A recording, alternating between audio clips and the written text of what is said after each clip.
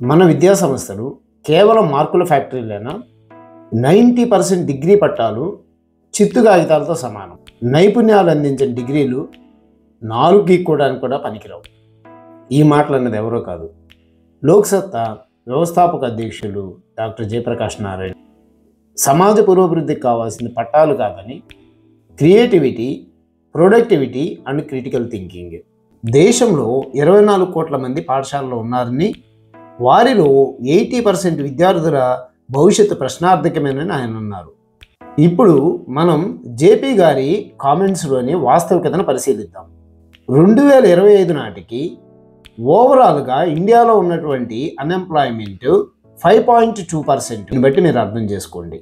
New education policy 2020కి 2035 కల్లా global knowledge super పవర్గా మన దేశాన్ని తయారు చేయాలనేది వీరి ఆశయం.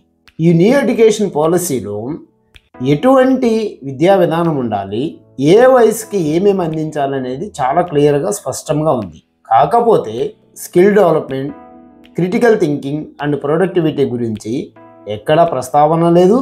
ఆ విధంగా విద్యా సంస్థల్ని సంసిద్ధం చేయాలనేటువంటి సూచన చేయలేదు.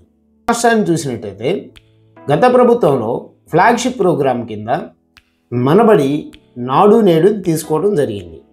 దీనిలో drinking water, toilet facility, electricity కల్పించడం అండ్ రిపేర్స్ మాత్రమే ఉన్నాయి. ఇకపోతే అకాడమిక్ పెర్ఫార్మెన్స్ అండ్ పెడగోగి చూసినట్టయితే స్టేట్ బోర్డ్ నుంచి షిఫ్ట్గా సిబిఎస్ఈకి లేదా ఐబీ బోర్డుకి కన్వర్ట్ చేయటం. ఇంగ్లీష్ మీడియం ఎడ్యుకేషన్ ఎక్కడా కూడా ప్రాక్టికాలిటీ గురించి వివరణ ఇవ్వలేదు. ఇప్పుడు గవర్నమెంట్ చూసినట్టయితే future ready skills, global alignment and technology integration, వీటి మీద ఫోకస్ని పెట్టాలని చెప్పి ప్లానింగ్లో మాత్రమే ఉంది. అల్టిమేట్ గోల్గా నాలెడ్జ్ డ్రైవింగ్ సొసైటీని కల్పించాలనుకుంది.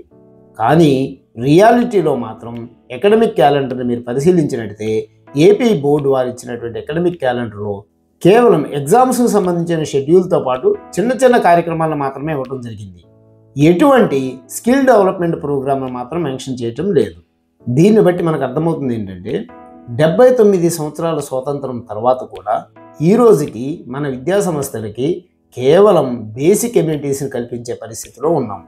కానీ పిల్లలకి ఎటువంటి స్కిల్ డెవలప్మెంట్ ప్రోగ్రామ్ని ఆచరణాత్మకంగా విద్యా సంస్థల్లో ప్రవేశపెట్టిన దాఖలాలు లేవు. ఇకపోతే ప్రైవేటు విద్యా సంస్థలను పరిశీలించినట్లయితే కేవలం మార్కుల ఫ్యాక్టరీలుగానే ఈ రోజుకి మిగిలిపోయాయి. దీన్ని బట్టి చూస్తే జేపీ గారు చెప్పిన విషయం 100% నిజమనిపిస్తుంది.